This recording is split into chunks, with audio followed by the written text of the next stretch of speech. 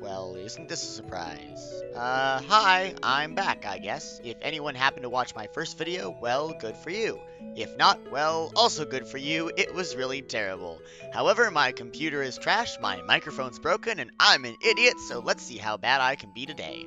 I've been very busy, ironically enough, playing League of Legends, so I'm gonna go with a 2-week upload schedule question mark. This is all really new to me, so yeah, I was debating where to start, but they say go with what you know, and I know top lane, so it's probably the lane where I theoretically sound the most intelligent and wise. As discussed previously, there's quite a few top laners in League of Legends, so I thought I'd start with the champion I know most well, Darius. He's also pretty favored in the meta, so that's also kind of good. Darius is a perfect example of your average top laner. He has health damage and is able to split push or team fight depending on what your team needs. He also has only one mechanic you really need to master, and he seems like the easiest champion in the game when compared to the monsters that are Riven and Fiora. Let's talk counters first. Darius, being our picture-perfect average top laner, is countered by champions that can burst him down before he gets his Noxian Might, or poke him so he can't really engage, champions that can outlast his damage, and the concept of ranged enemies. And that last one? Yeah, extra points if said ranged champion has a way to escape from, say, a grab, or also a way to knock a root. Quinn takes top spot on the list because she has consistent range damage and a knockback, which she uses whenever you get close. If you ever have the luck of fighting a Vayne who happened to wander to the wrong side of the map, she also goes here. She has a movement ability and a stun that also knocks back. It's the same boat as Quinn. Oh yeah, and percentage max health true damage. That phrase should terrify you. Heimerdinger also makes the I Terrify top laners list, doing very high damage and being difficult to farm against. The other champions are ones that can burst you or poke you, like Teemo, or champions that can 1v1 you even during Noxian Might, like Riven. A special mention goes out to champions that can flat just ignore your ult, like Tryndamere and Kayle, and that Fiora player that times a frame-perfect parry. Finally, champions that interrupt your flow during dunking practice with long duration disables like Morgana and Jax, counter you during team fights and the late game. And, oh yeah, and Yorick too, because he will usually push you out and a single death means a lost tower. When I play draft format, I usually ban Quinn or Riven, but it's personal preference, whoever you really feel the least confident fighting. Oh, and if you've had a long, hard day, ban Teemo. Blinds and mushrooms really ruin your day. On the flip side, Darius counters every single champion in lane who wants to fight or that wants to poke but doesn't really have an easy way to escape. Nasus is absolutely melted by Darius, especially if he wastes his Wither.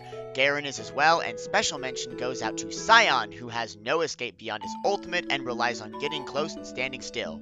Next level counters are champions that rely on surviving longer than you, like a Lowy, mainly because you have an execute and she doesn't.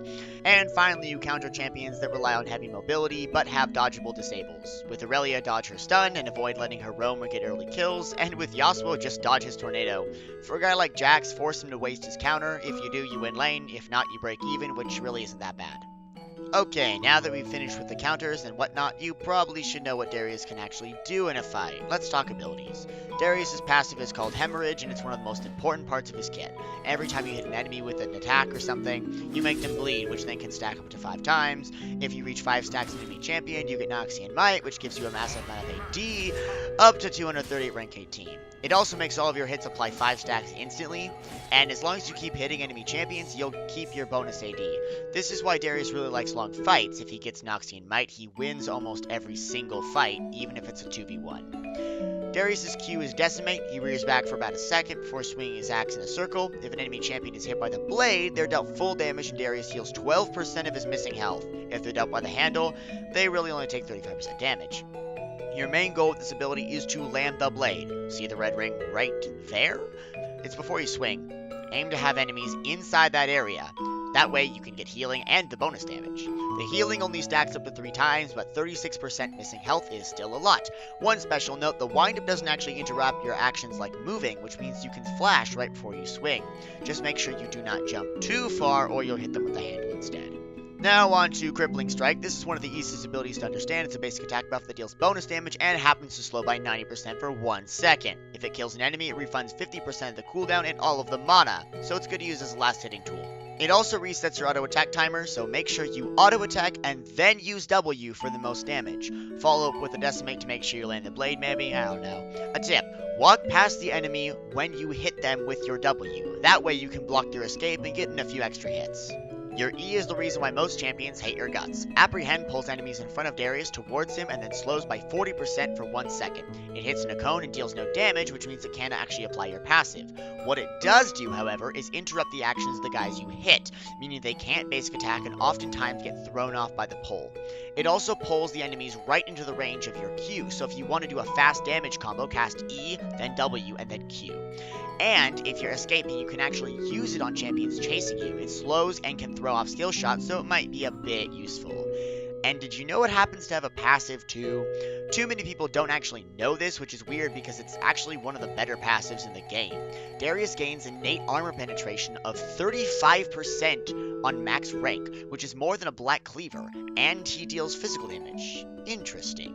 But this isn't what you're here for. You're here for Darius' ultimate, Noxian Guillotine, which is the hardest ultimate to pronounce in the game. It's also the primary reason why people refer to Darius as the Dunk Master. It's a single target ability that deals a moderate amount of true damage to the target, but it also scales with your passive, up to 100% bonus damage. Oh yeah, and it has no cooldown or mana cost for 20 seconds if it kills a target. This can be done up to 5 times, assuming you don't accidentally miss a kill. And if that wasn't enough, killing an enemy with Noxian Guillotine also will always give you Noxian Might, even if you didn't get the 5 stacks on a champion beforehand. Okay, let's discuss. This is obviously an execute, and has the nice bonus of being true damage, so you don't have to worry about petty things like armor. You actually are unstoppable during the jump, but death and losing sight of the target can still stop the damage. At level 16, the ability also gets a permanent mana cost of 0, and its cooldown always refreshes on a kill. When possible, always try to end with the execute. I play a bit safer, trying to get my opponent as low as possible before ulting in order to guarantee the kill. And yes, it is amazing fun to get a pentakill with this, but don't go into every game thinking it will happen. That way, when it does, it's a nice bonus. For leveling, I get a point in each skill, and then max Q, E, and then W. R whenever possible, of course. For your first ability, you always want Decimate for the minion clear and for the healing, but levels 2 and 3 can be switched around depending on your playstyle. E is maxed to make the cooldown a bit more manageable, and W is still good, but its best aspect is the 90% slow, and that really stays the same at all levels, so you don't need to worry about it until the end of the game. So, abilities are finished, and I have no idea what comes next. Let's just say summoner spells. Flash is a must. If you need a reason, just know that there are only a handful of champions that can get out of going Flash, and Darius is not one of them. Please be smart. After that, you have 3 options, and I'll go over each of them in detail. I'll start with Ghost. Darius has no movement abilities whatsoever, and his 2 options for disables require you to be at least a little bit close. Ghost is for when you need to engage, but you can't really follow up, or you can't reach them altogether. Teemo fits into this list. He blinds you and then runs away, and Quinn and Vayne just knock you back. But those last 2 actually work with another option in my opinion, so I'll get to it in a bit. The next option is Ignite. Ignite is popular in lower elos and helps to secure kills.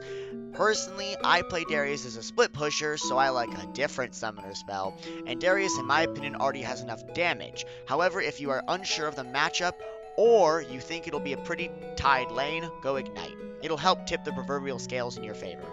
And finally, we've got Teleport. This is my personal pick because, as previously mentioned, Darius has no movement spells, meaning he has no way to easily get back into lane or to roam. TP is the greatest summoner spell for top laners because it actually gives you a map-wide presence and also allows you to push hard even into the late game. I can't get into all its uses now, but just know that if you waste it, it's got a 6-minute cooldown, so play it a bit safe. Alright, now for runes. Here are my pages, and before I go any farther, I should probably let you guys know that all of my builds will be on Mobifier. The link is in the description. So here I have 2 builds, which I rotate depending on who the enemy laner is. For armor, I go Conquer with Triumph and Coup de Grace for damage and healing. Make sure you go Legends Tenacity in order to always reduce CC. For everything else, I go Grasp the Undying to add a bit of extra sustain and damage in lane. Demolish is taken in every case because it helps Darius take towers, something he normally sucks at. Bone Plating helps to sustain further in lane, and as for Unflinching versus Overgrowth, it's up to personal preference. Both work well. The only exception to these options is if you go Phase Rush, which I take on laners where Ghost might not be enough, or I would rather have TP instead. This can happen with laners like Victor and Vladimir. As a tip, if you have to go Phase Rush option, choose Nimbus Cloak, and then go with Celerity and Gathering Storm. Gathering Storm might be a little weird because you think you want the early damage from Scorch, but the bonus AD scales really well into the late game. Now on to items. To start, pick up a Doran's Shield, a health pot, and wards, pretty standard. First back, aim for a Phage, but if you can't get it, either try for Ruby Crystal or a Longsword, or both. Regardless, always grab a control ward, and if you have the extra gold, get boots as well. After Phage, we have two options for our core, Black Cleaver or Trinity Force. Both items are good, but which one is better? I almost always would recommend going Trinity Force. Darius' W benefits from the bonus damage, and he also really likes the attack speed. The passive Sheen helps him push towers, something that again, normally Darius can't do. So when is Trinity Force not a good option? First and foremost, if you're behind, don't get Trinity Force. It's almost 1,000 gold more than Black Cleaver. Second, if at least 3 of the enemy teams build heavy armor, then go Black Cleaver for the extra armor shred. Because I max E second, I found that it compensates for Black Cleaver pretty well, so I tend to go more extra damage. But this won't work if the enemy team has a high armor build by default. After that, rush boots. You have two options, Merc Treads or Ninja Tabby. Plan for the late game with these. If the enemy team has at least 2 guys with hard CC, go Treads. Even if your enemy laner doesn't have hard CC or magic damage. Ninja Tabby is then best when the enemy team doesn't have said hard CC, and if your opponents love basic attacks. Afterwards, go Steric's Gauge for survivability, maybe a bit of damage. Maw is good, but unless the entire enemy team does magic damage, then the Steric's has more flexibility. Situationally, grab a Deadbin's Plate for movement speed and armor, maybe a Spirit Visage. If you find yourself consistently getting poked, grab Warmogs. As far as the Hydra set goes, you'd normally want Titanic, unless you are only ever attacking a single enemy and avoiding team fights, then go Ravenous Hydra instead. You can also pick up items like maybe Death's Dance if you find that you need to last a bit longer in fights, and with the recent changes, dunking will heal you as well.